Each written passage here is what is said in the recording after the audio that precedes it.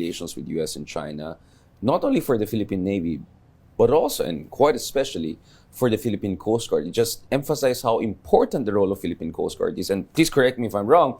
And no, I'm not going to say anything offensive now. But the idea was capacity building was really a concern back then. That many would say, sana yung Philippine Coast Guard was the one that was at the forefront operationally, not just jurisdictionally, of making sure we deal with illegal fishing problems in the Panatag Shoal.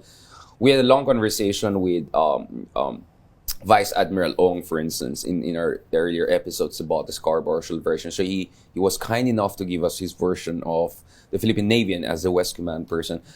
I want to also hear the Philippine Coast Guard side. This is not to, pit you against each other. We want to get a 360 degrees views because, Commodore, one of the problems I notice is that as a journalist, as an academic, we still do not have a definitive account of what really happened in Scarborough Shoal. I can talk to Senator Enrile. He can give me one version. I talked to Senator Trillanes.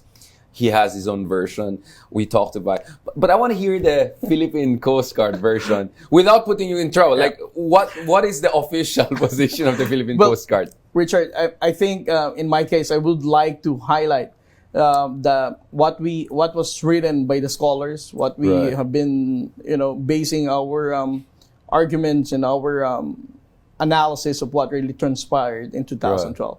Some are saying, again, that's not the standard. You're just reciting the literature. Yeah. Some are saying... Dr. Dariela. Now, you're academic. I'm wearing my academic hat now. Yeah. Some are saying that the 2012 standoff was really a misstep for the national government because we deployed the Philippine Navy vessel instead of the Coast Guard vessel.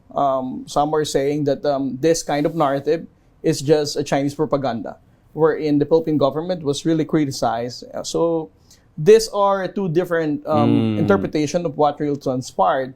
But I think what is worth highlighting of what had, after the standoff, I'm going to explain more of what had happened after the standoff.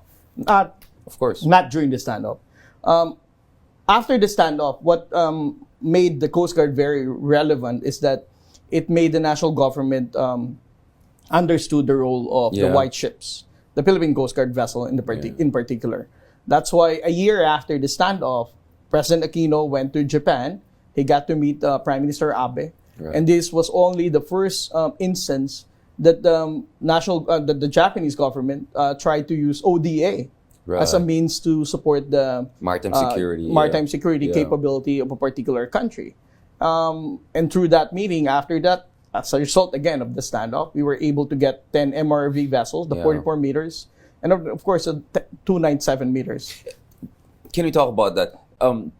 For non-technical experts, ano ang bag ng mga vessels na yan? How are they different from what we had? And why are they so important in light of the Scarborough Shoal crisis? Because, again, the general idea was maybe the Philippine Navy was involved there because, you're talking about rough seas, difficult seasonal conditions, and that Philippine Coast Guard, even if they would have wanted to, they're perhaps operationally were not in a position because you need certain multi-role vessels, certain kind of advanced vessels to do that as a civilian law enforcement agency, right?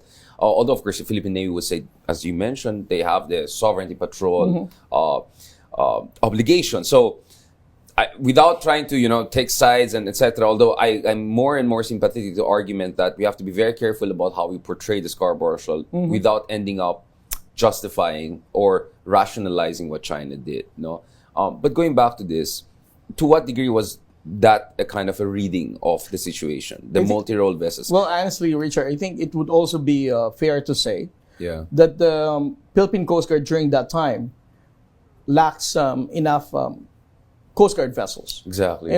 Right after the Philippine Coast Guard was transferred from the Philippine Navy to the Department of Transportation. This is around 1998. So recent, right?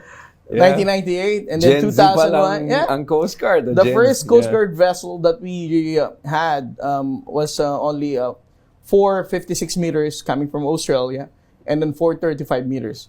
Try to imagine from 2001 up to 2012, these vessels have already aged for like more than a decade, right? Yeah. Secondly, try to imagine how vast the Coast Guard functions, and Yeah. also how big this areas of water that they're going to patrol.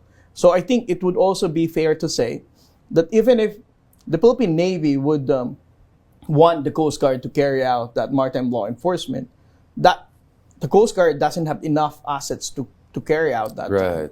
Right. That's why when President Aquino came to Japan, his first request was for the Coast Guard to receive 10 Coast Guard vessels on a loan basis. Just to put things into perspective,